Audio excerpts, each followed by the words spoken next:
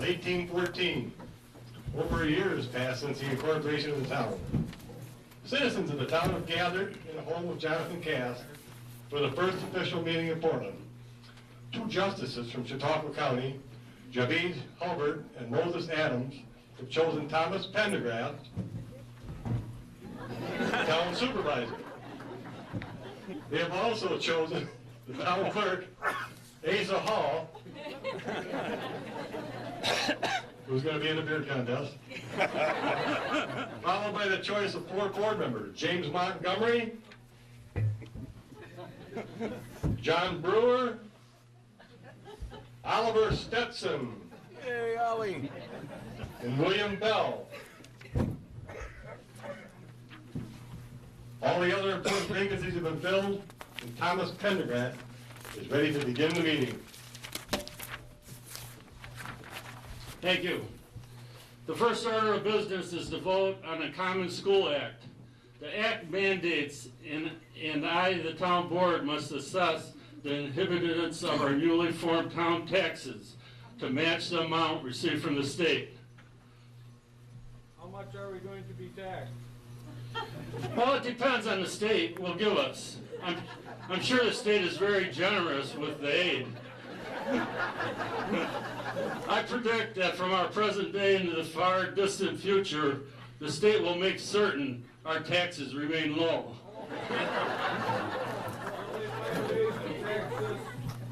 With other different tax. Our representatives are too kind-hearted to do something like that. I move that we comply with the Common School Act. Do I hear a second to that motion made by James to comply with the Common School Act? I second the motion. All those in favor, say aye. Aye. Opposed? The motion to comply with the Common School Act has been carried. Asa Hall, please indicate in the minutes the motion is carried. Already done, Thomas. However, there is another issue that needs to be addressed. Since more and more of our citizens are putting up fences all around their properties, there have been disputes as to boundaries and complaints about neighbors not keeping fences in repair. That might be a job for a fence viewer. Now, what is a fence viewer?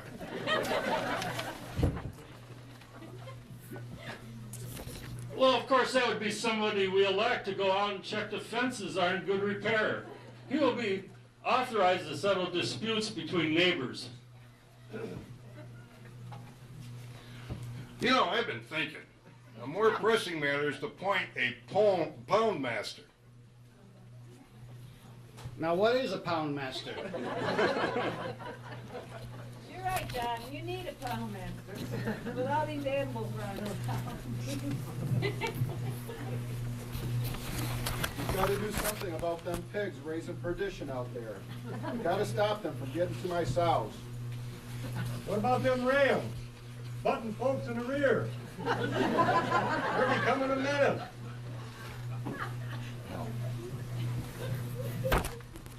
Now, does a pound master go around catching these ornery critters? Well, in a way. First, I think we're going to want to build a pound in the middle of town. A pound master will be in charge of catching stray pigs and rams, cattle, whatever. He'd lock them up in the pound and fine the owner for not minding their livestock. That's what we need to do. A fine for every pig on the loose out there. That ought to learn them. But we've always let our stock out and about to graze. There's too many of us now, and we have to we have too much livestock out there running around the town.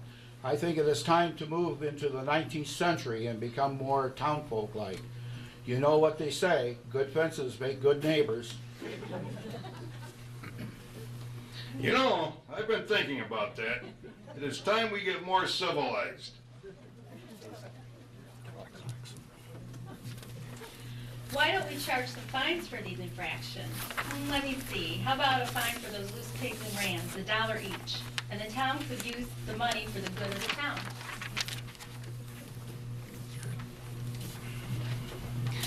I don't see Farley Fuller and David Eason out there. Since I ain't there, we can make Farley the fence viewer and David the pound master. Sounds good to me.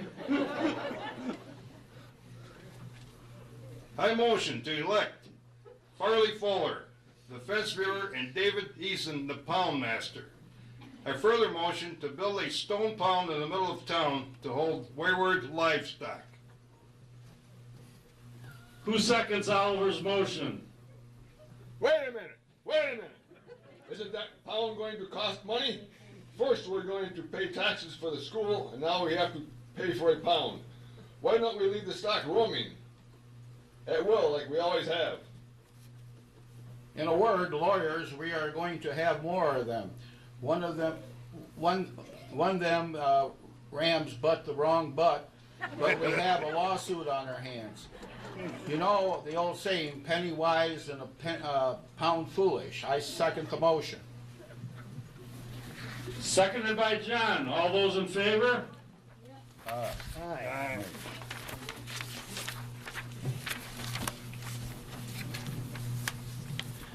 I was thinking, maybe James might have something there. Aye or nay, Oliver? Okay, I'll go with aye. I vote nay, we don't need a pound. A pound is a foolish idea.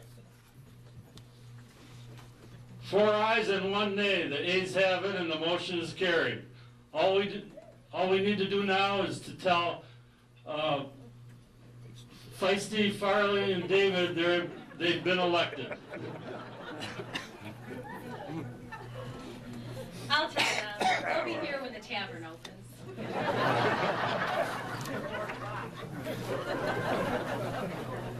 Now for the fines, Asa suggested for the pigs and the rams.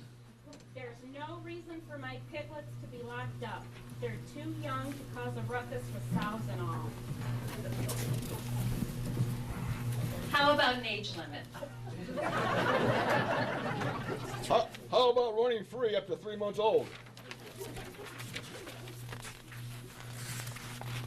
I was thinking, that's a good cutoff. All right. I motion no male swine over the age of 3 months run at large from the last day of January until the first day of the following December. Any person so offending shall pay a fine of $1 per head to be collected before any justice of the peace for the use of the town. I second the motion. All those in favor say aye. Aye. Opposed? The motion is carried. As for the rams, they need to be kept out to protect the ewes and lambs from wolves. You know, I was thinking, the rams are a different problem. Who's going to protect the flocks? I think we can worry about the lawyers and lawsuits only during the mating season. The rams get aggressive around November and December. That is when you'll have to hang on to your butts.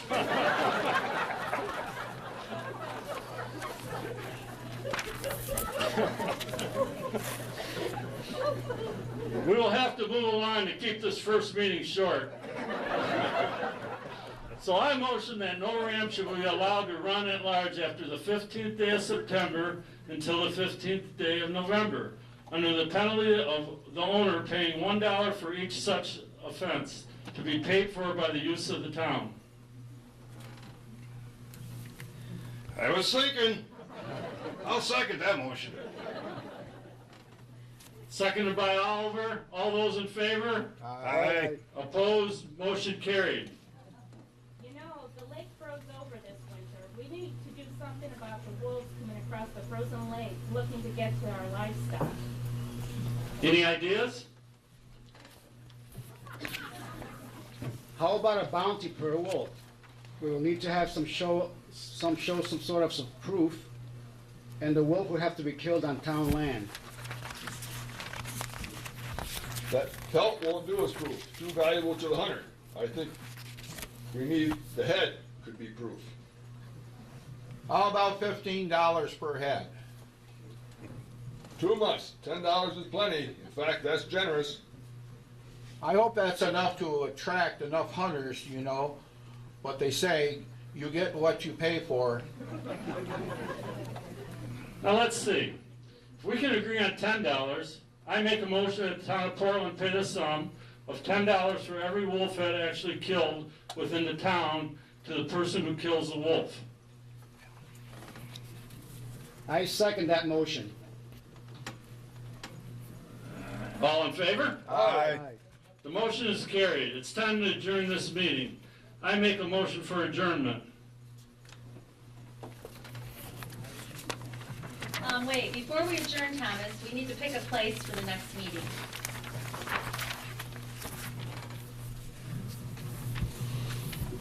Any suggestions? We should hold the next meeting on this side of town. I believe that Rufus and Sarah Perry have offered to host the meeting. I make a motion to have the next town meeting at the home of Rufus and Sarah Perry. I second the motion. All those in favor? Aye. Opposed? Carried. I make a motion to adjourn the meeting.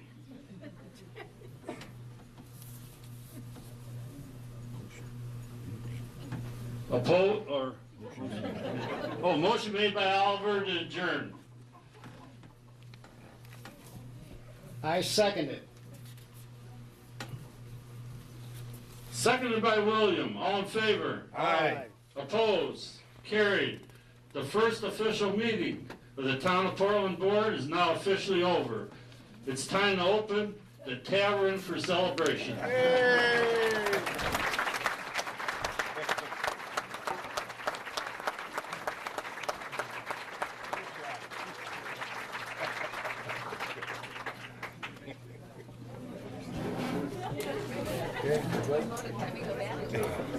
Get the cards out, Al.